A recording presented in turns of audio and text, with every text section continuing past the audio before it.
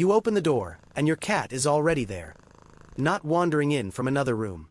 Not casually passing by. Waiting. Looking up at you before you even say a word. And most people instantly turn that into something simple. They missed me. But that explanation is almost always too small for what is actually happening in that moment. Because your cat is not just reacting to your return. They are reacting to the exact way you return. Your pace, your sound, your tension, your smell, the energy in your body before your hand even reaches the keys. To a cat, coming home is not one event. It is a sequence of signals. And the fact that they meet you at the door means they were already reading that sequence before you crossed the threshold. That is why this moment matters more than people realize. The door is not just where your cat says hello, T is where your outside world collides with their inside world, and where they decide, in seconds, what you mean to the space again. So if your cat greets you there every day, they may not be saying, "I missed you" at all. They may be saying something far more revealing about how they experience you than you ever noticed. The first thing your cat does isn't what you think.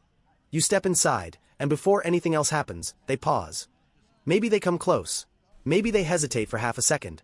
Maybe their ears shift slightly back, then forward again, subtle. Easy to miss. But in that moment, your cat is not greeting you, they are scanning you. Cats rely heavily on microsignals. Their brains are wired to detect tiny changes in movement, tension, and rhythm. A slightly faster step. A heavier footfall. A tighter grip on your bag.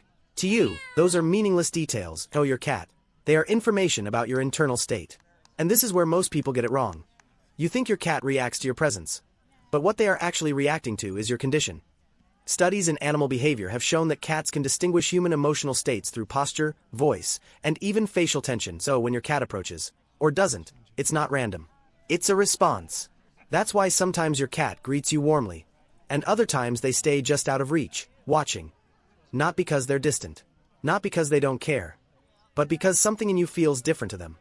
And before they decide how to act, they need to understand what they just sensed. Now pay attention to what happens next. You walk in, and your cat moves closer. Then suddenly starts rubbing against your legs. Their head presses into you, their body curves around your ankles, sometimes even looping back again. It feels affectionate. Familiar. Almost automatic. But that movement is not just a greeting, it's a reset. Cats experience the world primarily through scent. Their noses process information in layers we don't even perceive. And the moment you walk through that door, you don't smell like you anymore. You smell like outside, like places, people, surfaces, and sometimes other animals. To your cat, you are temporarily unfamiliar. So when they press against you, they are doing something very specific. They have scent glands along their cheeks, forehead, and body. And that rubbing, what scientists call bunting, is how they deposit their own pheromones onto you. They're not just greeting you, they're rewriting you back into their territory. And here's the part most people never notice. If you come home carrying stronger or unfamiliar scents, your cat will often repeat this behavior more intensely. Longer rubs. More passes. More insistence. Not because they missed you more that day, but because, to them, you came back less recognizable, and needed to be restored. But not every cat that meets you at the door is actually greeting you. Sometimes, they turn, and start walking away. Slowly. Looking back to see if you're following. It feels like they're guiding you somewhere, and most people don't question it. They just assume it's part of the same, hello. But that shift changes everything. Because when a cat greets you and then leads you, the behavior is no longer about connection. T becomes directional. Intentional. You're not being welcomed, you're being activated. And your cat expects you to respond. Watch closely what happens next time. They walk toward the kitchen, pause, and look back at you. That's not affection, that's a request sequence.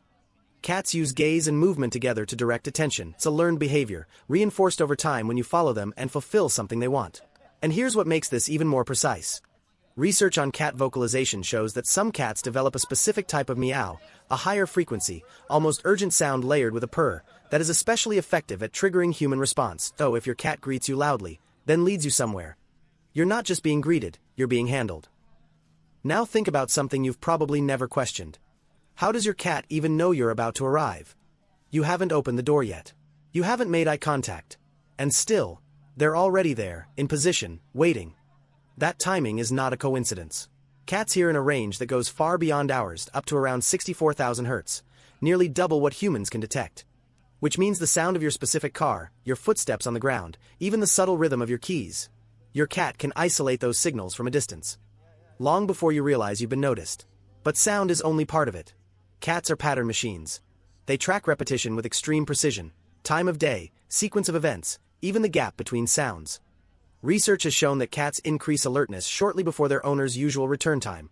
Not when you arrive, but before.